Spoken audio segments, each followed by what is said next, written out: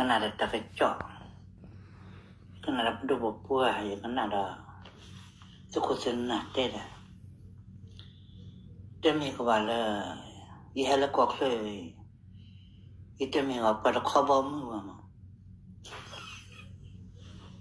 itu mengapa pada khabar muam, yang mi ya oh ya oh, ia sinar dah, itu buah lo, tahu dah cakap lo, kerja tu kau cah. Nak tarik, pada bapa aku ni mesti dah cat ni lah. Kau le kau kle, dan ni jadi lah kita kau kita sih. Pak kau kle mau jodoh, pak kau kle bersua, berpia, awak ke pada khabar itu mi pada khabar bah sekolah. Yang mi dapat kenyal lah. Allah bak betul betul sekutu naya. Ya kedua layar lah, dua layar ni, ya malah kita dah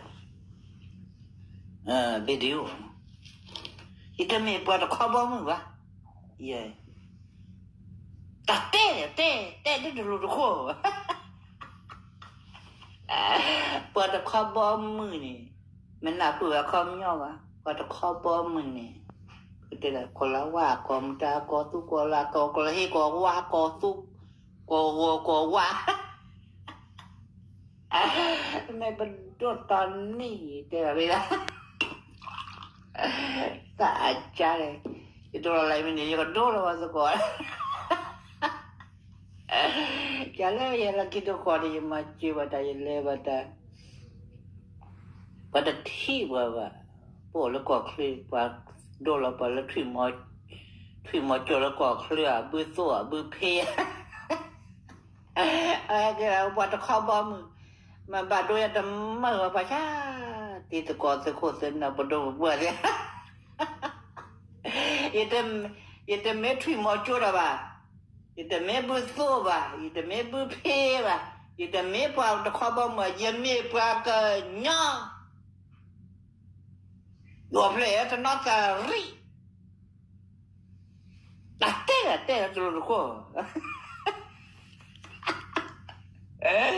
Ya mal, itu lah aku, tu nak cari kau, di kau, itu kalau ni, ya malah berkata video, masuk kau. Bertanya, nah, bini dah ya sini ni dia, nak kau ada khabar mu. Pujian ni aku betul bupe. Pujian ni le nyata awak le tu mau jodoh. Yang baik tak mahu apa chat kan. Pak aku mau jodoh. Betul bupe. Betul ni ada awak le pada khabar mu. Itu ni pada khabar mu. Yang ni pada nyo. Aku yang nyai. Yang ni pada nyo lah. Sekolah pula. Nak ke yang baik le. Yang ni pada ni. Kita aku belum mah, sekolah bola. Ia mempelajarinya kecil lah. Akhirnya ni, lalu sekali ni, betul lah. Ia ia kuah, ia foto cari ni. Kau, nak dia dia kau mau buat tu, itu lo ah. Foto tanya ada yang ni, ia kan ada membah lenyang ni.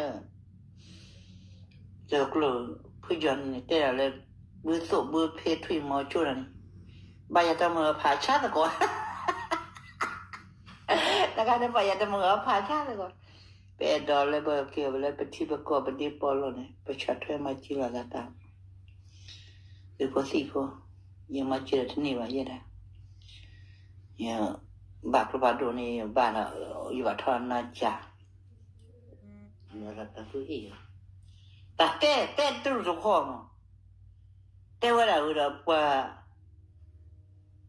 Pakainya lepas betul ni tewa yang belum. Pakainya anak ini dua, usia. Pakainya anak ini dua enam. Lama kuah belum ah. Cepu belum ah. Macam nak tarik tak boleh pakaian ni. Jadi tak cuci lagi lagi cau. Belai, jadi dah cuci nak tarik. Pakainya anak ini masih ada. Tama kuah. Pakainya anak itu pun. Malah sekali khui, sekali nui. nó mà xin nà có thui tên lòng chỉ có nada mơ vậy thôi nhá rồi là vậy đó lại mà trả lời gì mà là cái tên gì mà đó của là nagari cả nhưng mà là cả thứ của thì mà thứ cái cái chú có rồi châu thì mà bữa đó cái đó đâu cái đấy nhỉแต่ละอย่างนี้อย่าซาบานด้วยภาษาคนดูเพื่อนกู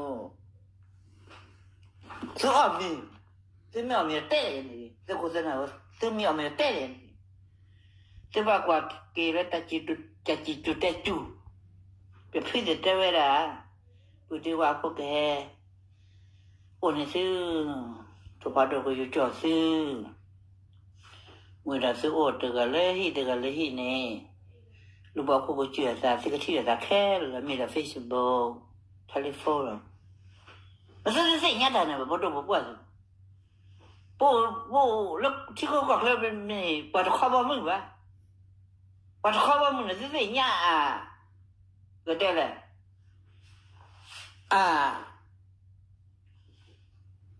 ตาอุตส่าห์เนาะปวดคอบ่มึงดีกว่าก็สู้กว่าแล้วว่าจากลุนPak khabar mu ko ni mi ta boda baba berde la baba mu sile baba saka baba kray maya pak khabar mu yin awat te